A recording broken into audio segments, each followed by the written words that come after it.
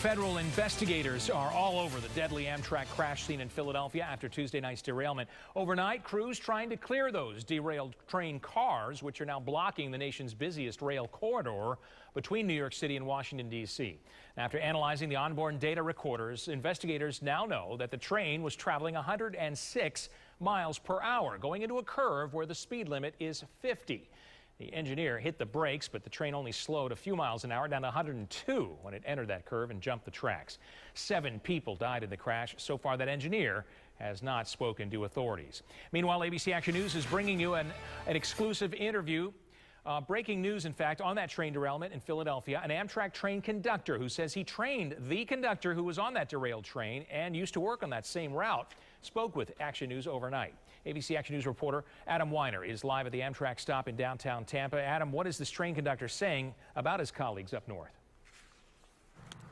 Well, like so many of us, he's heartbroken by this tragedy, but the conductor we spoke with says that he also believes there must have been some kind of outside force to cause the crash. Michael Callanan is the man we talked to. He works in Connecticut. He happens to be on medical leave here in Florida. He says he knows the conductor personally and used to work with him in the Northeast corridor. He says the engineer operating the train has a good reputation amongst Amtrak workers and knew the track extremely well. Callanan also telling us that stoning or rock throwing happens from time to time by kids, especially in his experience in cities like Baltimore and Philadelphia. And we also asked him what it would have been like to be on the train in the moments immediately after the derailment. I would just assume mass chaos.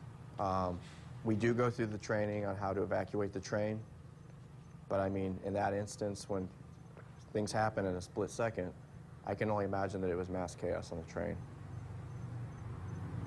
Callanan also says the engineer would know how to make up time on the trip without speeding and would know where on the tracks is simply too dangerous to speed even a little bit, let alone double the speed limit as is being reported this morning. Now, obviously, like many of us, Callahan's going to be paying close attention to the investigation. He believes that the investigators will look at phone records to see if the engineer might have been texting at the time or anything like that. We're going to have a little bit more on Callanan's insights and what he had to say, including why he thinks that rock throwing might have been a likely culprit. We've got that coming up in the next half hour. For now, live in Tampa, Adam Weiner, ABC Action News.